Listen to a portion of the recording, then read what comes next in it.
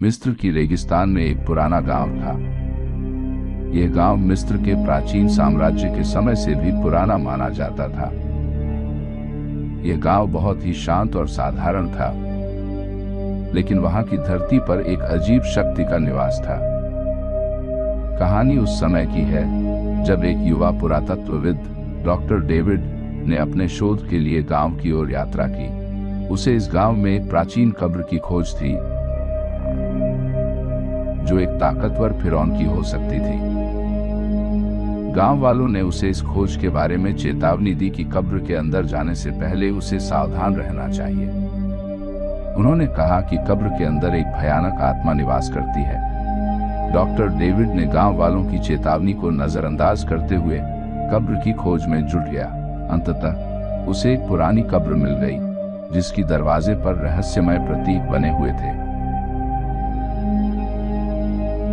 Doctor David ने हिम्मत जुटाकर दरवाजा खोला और अंदर प्रवेश किया।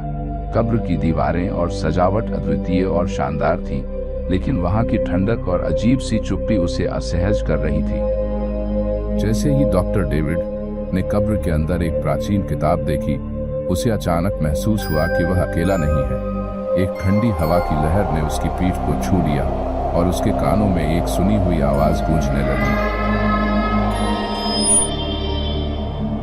वह आवाज बहुत ही अजीब और डरावनी थी, जैसे किसी ने उसकी आत्मा को पुकारा हो। डॉक्टर डेविड ने किताब को खोलने की कोशिश की, लेकिन जैसे ही उसने पन्ने पलटे, किताब से एक भयानक छाया बाहर आई और उसके चारों ओर घेर लिया। वह छाया एक प्राचीन आत्मा की प्रतीक थी, जो बहुत ही कुपित और क्रोधित थी। आत्मा ने डॉस समीर को चेतावनी दी कि उसे कब्र से बाहर निकल जाना चाहिए, अन्यथा वह सजा पाएगा। डॉक्टर डेविड ने आत्मा की चेतावनी को नजरअंदाज किया और किताब के साथ एक विशेष पत्थर को अपने साथ ले जाने का प्रयास किया।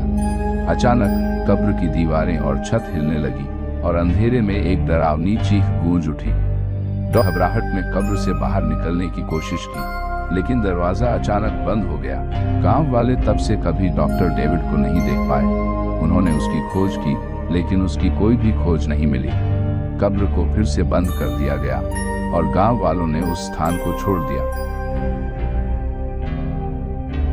अब भी कभी कभी जब लोग उस पुरानी कब्र के पास से गुजरते हैं, तो वे अजीब से डरावनी आवाजें सुन सकते हैं और महसूस कर सकते हैं कि वहां की आत्मा अभी भी कुपित और बेताब है। यह कहानी मिस्र के उन अज्ञात रहस्यों की याद दिलाती है, जिन्हें छेड़ना कभी भी ठीक नहीं होता।